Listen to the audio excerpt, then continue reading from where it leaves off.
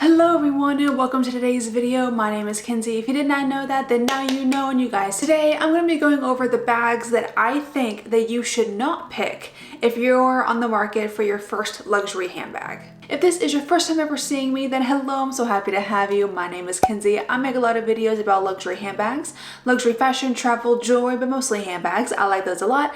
But if any of that sounds fun to you, if you like the idea, then I would ask you to consider clicking the subscribe button and give this video a like and ding little bell down there so you're notified every time I upload. And you guys, without any further ado, let's get on into the video. So yes, if it's your first time buying a luxury handbag, if you're thinking of making your first purchase, or if you still are super new to the luxury handbag buying scene, then yeah, I wanted to go over these bags that I have on my list here that I do think are not going to be worth your money, not going to be worth your time, too finicky for a beginner handbag wearer, just ones that I think would either cause more harm or would just be too difficult to wear. You'll understand what I mean when I get into it. Of course, take what I say with a minuscule grain of salt because it's not like I know any better than anybody else. If any of the bags that I talk about in today's video you really want or already have in your collection, that's also totally fine. I'm just talking about things that I've experienced, but yeah, don't take what I say as truth. Number 5, I do have 5 handbags on this list. So we're gonna go from number 5 all the way to number 1. And number 1's gonna be like my biggest no-no. So number 5, we have the Louis Vuitton Neverfull. Listen, my mom's first luxury handbag was a Louis Vuitton Neverfull, and there's nothing wrong with the Neverfull. It's just everybody and their mom has one. My mom has one. Literally almost every single person that I see out in the mall or at Target or something has a Neverfull. I don't see the GM size very often, the really massive one, but I do see the PM and the MM every day. Even if I'm going to Publix, I see a Louis Vuitton Neverfull. It is just so saturated and it's so overdone. I feel and also it's so expensive at the moment.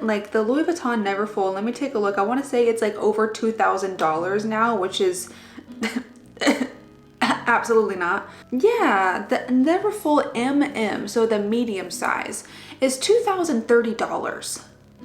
My mom got her Neverfull in 2021 and she got hers, well, I got it for her when I was in Italy and then I brought it back to her. And in Italy, it was 960 euros. So it was right at $1,000 in Italy. So why the hell is it over $2,000 now? That is just absolutely ridiculous. So no, I do not recommend a Louis Vuitton Neverfull. You could take that $2,000 and put it towards a pochette métisse. Or you could put it towards any other handbag. It doesn't have to be Louis Vuitton. When I say that I don't think the Neverfull is worth it, I'm of course talking about the ones that you see everywhere. Louis Vuitton, I guess they are coming out with Neverfull BB, a baby Neverfull. I saw a picture from Foxy LV, I'll put it right here, and it is the cutest little baby Neverfull I've ever seen. I love it so much, and it's got a little coin pouch on the side, and it does come with the Louis Vuitton guitar strap situation. I love this. Number 4 on my list, and mind you, again, these are going to be for first time handbags.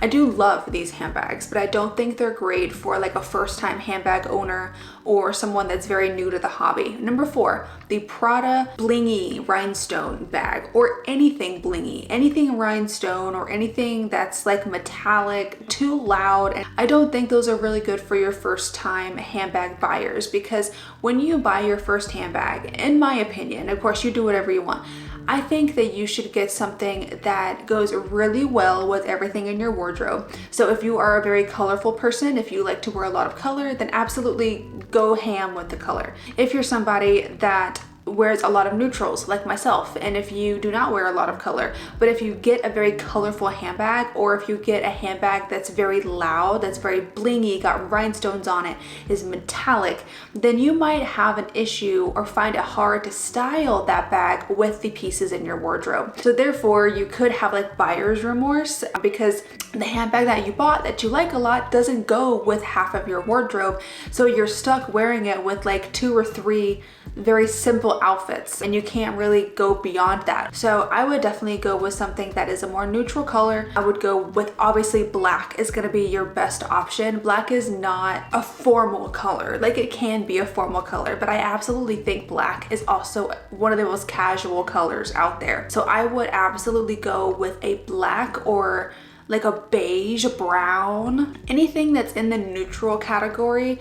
I would say pick that for your first handbag. If you really wanted a color but didn't want it to be too bright, you could always go for like a forest green or like a dark green or a dark purple, something along those lines. Number 3 on my list is going to be Jacquemus mini bags. I just do not see the point in buying a Jacquemus mini bag for your first bag. If you got a Jacquemus bigger handbag, then that would be fine because you could fit way more in it.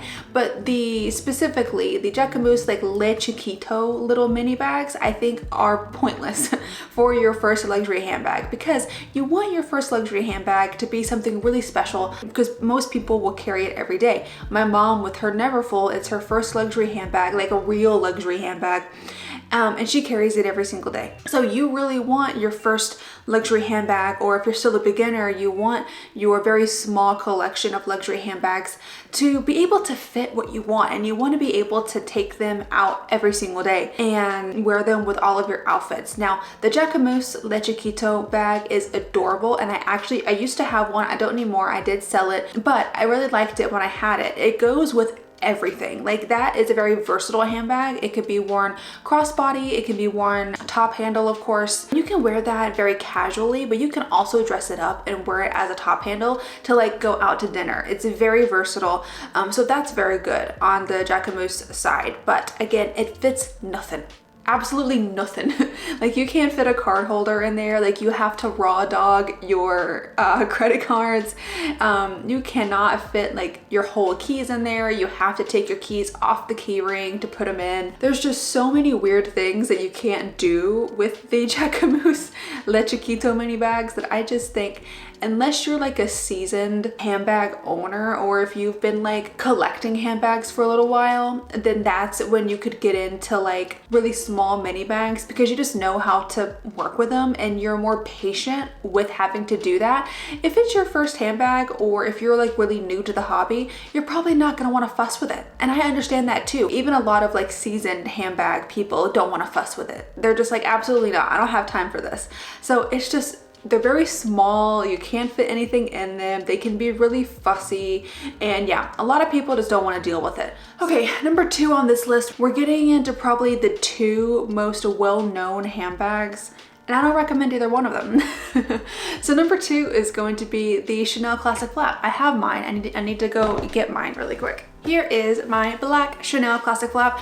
She is in the lambskin. Now, for this list, for this number 2 spot, I am talking about the lambskin specifically. I think the caviar from Chanel is fantastic. So if you did get a Chanel Classic Flap in the caviar, I think that's great. Go off. But to be totally honest, I don't think the Chanel Classic Flaps are worth it anymore, especially if you get it from the boutiques. A medium is 10 grand, a small is like almost 10 grand, and it's just stupid, and I don't think it's worth it.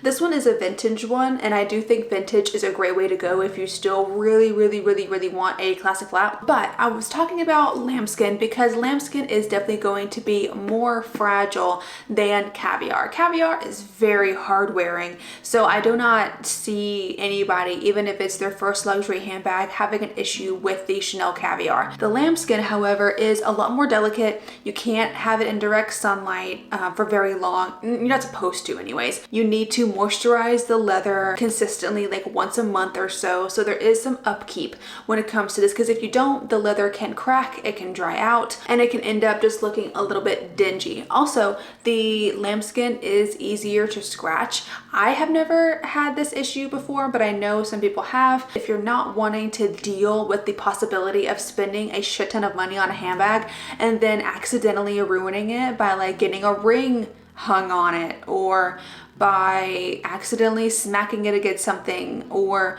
I don't know, ripping it or hurting it in any way, then yeah, I wouldn't go with this. Number one, you guys, I don't even have it in my collection anymore, and it's probably going to shock you because I have gone on and on and on about how I'm not gonna sell this handbag, but I did end up selling it. I just felt really bad about it, and I was just like, it's collecting dust. I know there are people that want this handbag, and it's my Lady Dior, you guys. I did sell her. She's no longer with me. I do not miss her. I'm really glad that she's going to another home that really will get a lot of wear out of her and a lot of use out of her. She was still in perfect condition. So the person that bought her, I'm very happy for them.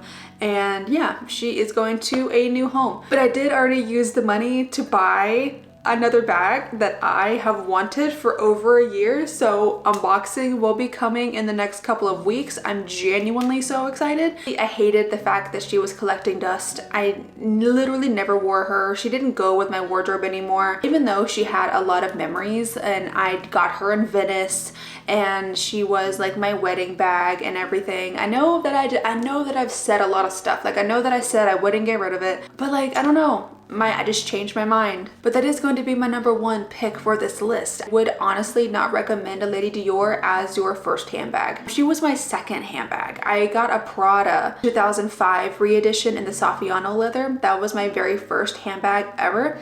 I have since sold that one too, but my second handbag of all time was a Lady Dior. I wore her a lot in Italy when I got her, but I stopped wearing her because I had an issue with color transfer. So that really scared me, and that really put me off wearing her when I got back to America. She was also in lambskin, so she is definitely a lot more delicate than like a caviar. I found that it just really did not go with a lot of the items in my wardrobe. And you're probably gonna think the handbag that I bought to replace this bag is worse than that, because the handbag that I bought to replace this bag is very colorful, but like, I knew I wanted it. Like, I wanted it so badly for a year, so like, I knew that it was fine to get it, and I know that I'll wear this bag because it's two different colors. It's not pink, and I just don't wear pink. It was a very elegant handbag. The other handbag that I bought is very casual, but this one is very elegant. It's beautiful. It's stunning. I do love it. It was very girly as well. I like to consider myself to be like kind of feminine, but I'm absolutely not a girly girl. Maybe if I lived in New York or if I lived in Europe or something, it'd be different. But with where I am right now, I just never wore her. She sat on my shelf. It looked very sad. Unless you do know for a fact that the Lady Dior is going to be your like bitch. If you know the Lady Dior is going to be your bread and butter, I would probably stay away from it. But yeah, those are my 5 handbags that I don't recommend to be your first luxury handbag. Let me know in the comments what you thought of this video. Let me know if you have any of the bags that I mentioned in this video, or just leave me a comment down below telling me anything, because I'm nosy and I want to know that. But you guys, thank you so much for watching this video. I really hope that you did enjoy it. If you did, then go ahead and click up the like button for me and the subscribe if you want to, and be sure to ding a little bell down there so you're notified every time I upload. And you guys, I'll see you in the next video. Bye!